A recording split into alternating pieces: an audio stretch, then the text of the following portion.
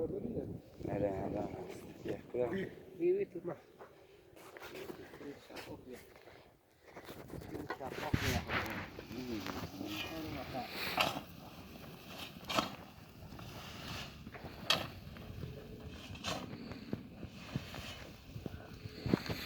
این ترفند پلاستیک کشی رو شما رو از کجا بلد شدید؟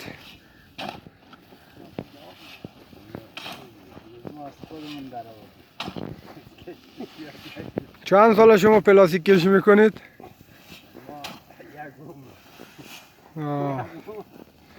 کارگرای خوبی هستید.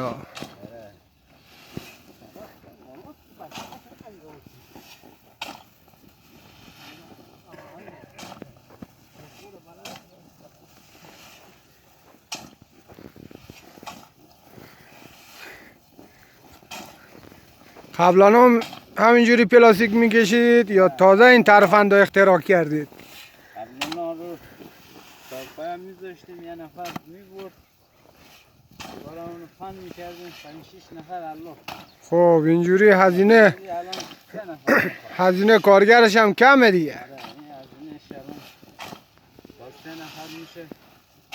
الان این شما اون بر تای زمین بگیر از تو به اونجا شروع کردی الان اینجا رسید. چند من زمین بوده اینو کشیدید؟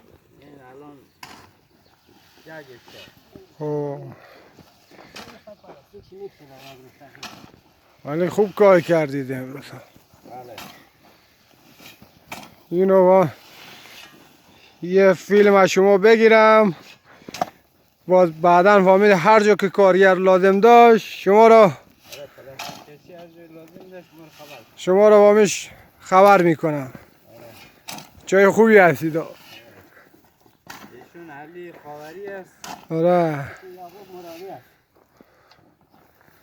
آره کارگرای خوبی هستی. ترفند بالا میزنید. بچه ها امروز بسته. خدا حافظتان دیگه. خدا حافظتان دیگه.